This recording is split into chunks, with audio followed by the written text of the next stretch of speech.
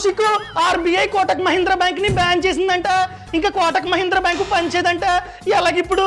అసలే నా జీతం అంతా అయిపోయింది. నాకున్నది ఒకటే క్రెడిట్ కార్డు, అది కూడా కోటక్. ఇప్పుడు ఇది పనిచేదా?